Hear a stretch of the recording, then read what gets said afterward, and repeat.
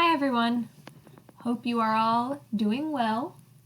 Hope you're having nice weather wherever you are and are able to get outside and enjoy a little peace and quiet throughout all of this craziness. So first of all, congratulations. You have finished A2, which is the biggest assignment for CO 150. So I hope you feel good about your work, or at least I hope you feel relieved that it's over. But we're going to jump right in to assignment 3, which is a stakeholder proposal. Before I get into the specifics of what that means, I want to point your attention to a couple important things about this. So first of all, it's worth 20% of your grade, so it's a little less than A2, which was 25%. It's also quite a bit shorter than A2. The minimum word count is only 900 words, but you can go up to as long as 1,200 words if you wish. Now, another thing, there's a really quick turnaround time for A3. You really only have about 3 weeks to work on this assignment. But the reason why we're taking less time on this assignment is it doesn't require nearly as much research as A2 does. So a big part of A2 was spent on that long research process, but you won't have to do that as much for A3. So you can see the first draft is due 2 weeks from today, which I know sounds crazy, but trust me, it's going to be okay. And then you'll have your workshop, just like last time, and then the final is due on April 27th. And then we're almost done with the semester. It's going to go by really quick. So, basically, A3, you're going to be working with the same topic as A2.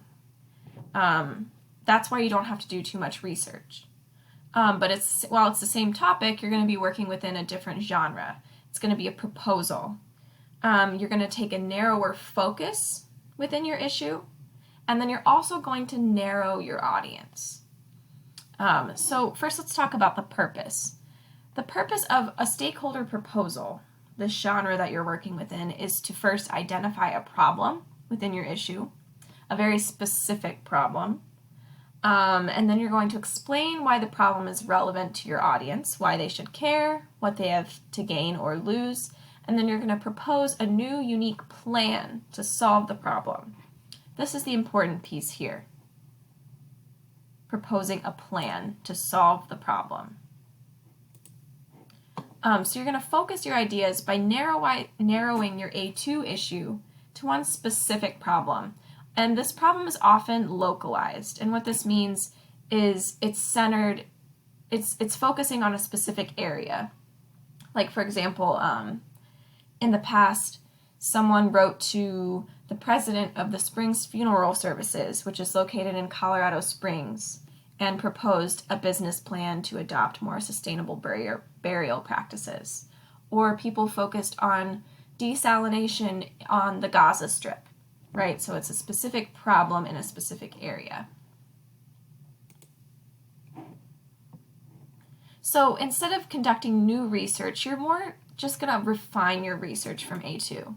So maybe you've seen previous studies throughout your research process for A2 that attempted to solve a specific problem or posed specific problems but didn't provide a solution. So you might look into some of these previous attempts at solving a problem, challenges that are faced by your audience, and even like looking into the funding and the budgets that might be needed. So there are all kinds of factors to consider here. Now, just like A2, there's going to be a lot of focus on developing your response for your audience here. So before we talked about stakeholders as these groups of people. For A3, our stakeholder is going to be a specific individual. So this means their name, right? I want it to be a real person who, if you wanted to, you could print out your A3, fold it up, put it in an envelope, and mail it to them, right? So someone who is a real person, who's capable of implementing the proposal you write. Okay, this part's important. So you want to propose a solution that's actually possible, or could be possible. So some examples here. The CEO of Platte River Power, the owner of Chick-fil-A on College Avenue, okay? The Nutrition and Wellness Programs Coordinator for CSU Dining Services, or even maybe a specific policymaker in the government, or the governor of Ohio, something like that. So you want to carefully consider which stakeholder will need to hear your ideas, and again, which stakeholder has the power to implement the plan you propose, right? You can't propose that the official government policy on nuclear energy be changed.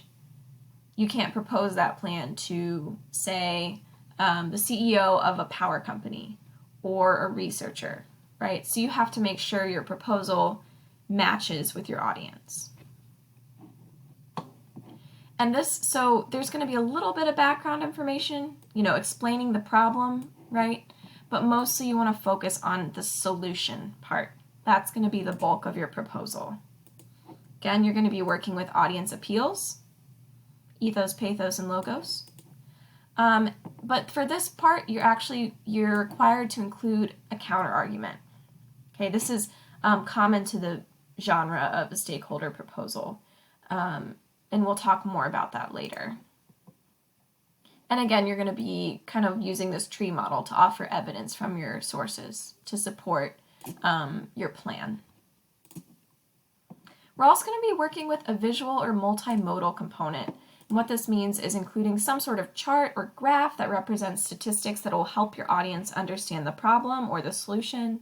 Or it could be an illustration to help your audience understand this solution or the problem. Again, there are specific ways to format these, and we'll talk about that later. So genre conventions, right? Proposal is a genre that maybe you haven't worked with before, but I love that we do this in CO 150 because it's super relevant. It's so many people from different disciplines have to write proposals at some point in their career. I had to write a proposal, not just for school. When I was teaching in Malaysia, I had to write a proposal to the government to obtain funding for an English camp I was running. So this is can be really useful to a lot of different people. So I've listed a more concrete organizational structure here. Proposals have headings, so you would want to include an introduction, context or background, your plan, an optional budget section, limitations, which could include maybe your counter-argument, and then a conclusion. So this is a common way of organizing it, so I would say stick to this unless you're really inspired to try something else, and which is fine, but in that case, just go over your plan with me first. And then finally, style and mechanics.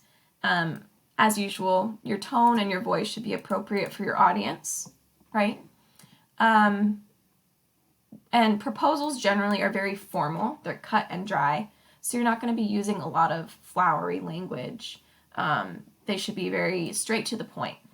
It's short, right? So you don't want to spend a lot of time and a lot of words on kind of poetically crafting your proposal, as fun as that might be.